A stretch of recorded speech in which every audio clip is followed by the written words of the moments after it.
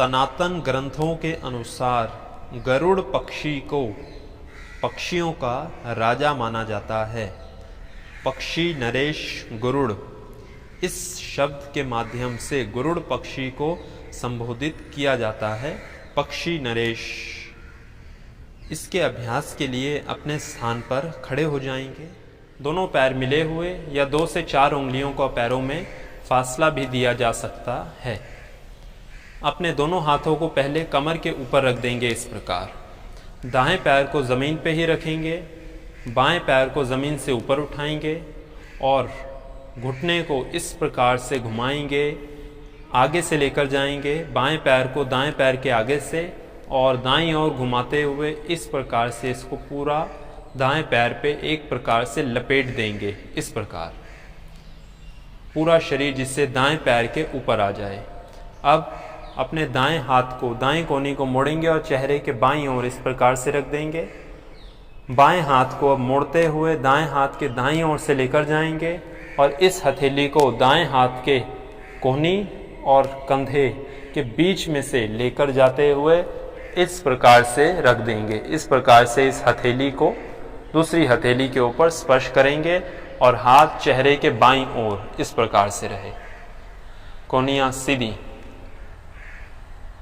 कोहनियों को इस प्रकार से मोड़कर यहाँ पे सीधा रखेंगे। ऐसे गर्दन भी सीधी, हथेलियाँ भी सीधी और शरीर को स्थिर करके रखेंगे।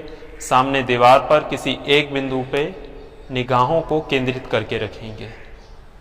जब वापस आएंगे पहले धीरे धीरे इस प्रकार से हाथों को खोलेंगे, हाथ कमर पे और फिर धीरे धीरे पैर को सीधा कर देंगे।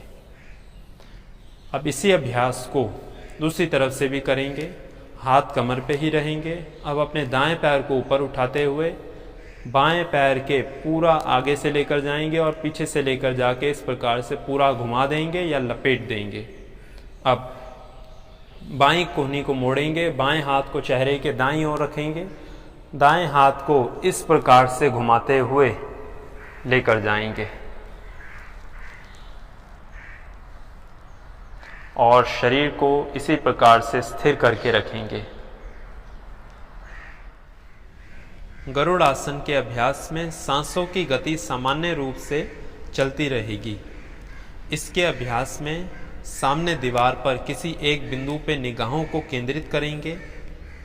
जितनी देर तक शरीर को स्थिर रख पाएं उतनी देर तक शरीर को स्थिर करके रखेंगे और सामान्य रूप से 2-2 से लेकर 3-3 बार तक इसका अभ्यास किया जा सकता है। इसके अभ्यास से पहले या बाद में वृक्ष आसन का अभ्यास करें।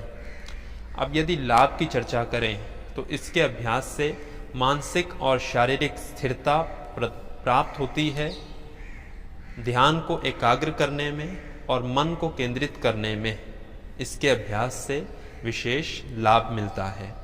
तंत्रिका तंत्र पर, नर्वस सिस्टम पर भी इसका सकारात्मक प्रभाव पड़ता है। मन में बहुत अधिक विचार चलने की स्थिति में भी इसका अभ्यास विशेष लाभ करता है।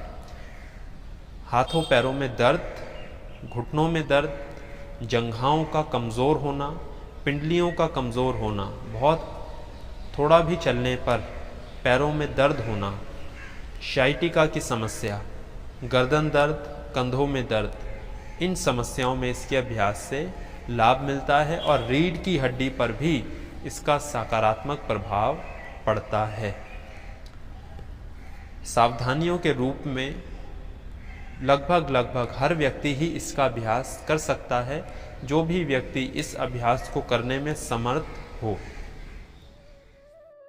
इसी प्रकार की और वीडियो नियमित रूप से देखने के लिए स्क्रीन पर दिख रहे लोगों पर दबाकर चैनल को सब्सक्राइब करें और हमें अपना स्नेह दें। धन्यवाद।